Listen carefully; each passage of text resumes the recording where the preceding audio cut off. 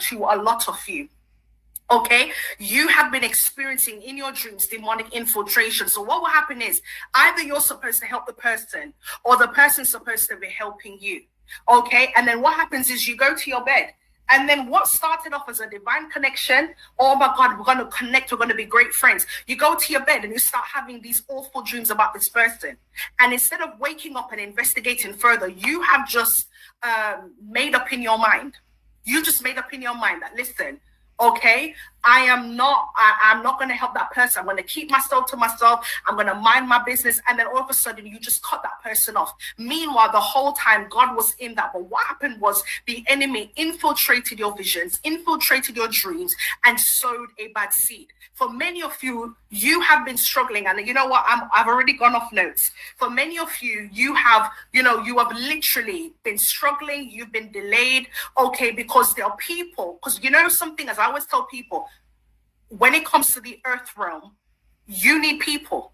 You need people. We need each other. There's people who are awaiting my arrival, okay? And I'm also awaiting other people's arrival. There's some things that won't happen until certain people show up in your life. And the enemy knows that. So what will happen is he will then start to, demonically infiltrate dreams. And especially if there are open doors in your life and in my life, what will happen is he just has to get through one little crack to then start to sow seeds of discord. So I want to encourage you, treat your dreams case by case. When you see people's faces, this is something that I've had to employ even in my own personal life. Whenever I have visions, when I have dreams about people, especially people that are dear to me, and I see them in a negative light, I literally go before God and I ask the Lord, give me revelation. Is this you warning me, or is this the enemy trying to infiltrate my dreams and infiltrate your plans concerning me and that person's connection? We have to get to a place of maturity, because I have seen this happen so many times. In fact,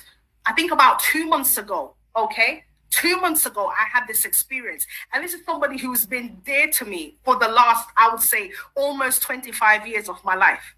And I started seeing them in a negative way. And I thank God for intercessors, because I literally brought that to them. And I was like, I'm seeing this person and I know it's the enemy, because that's not their heart towards me.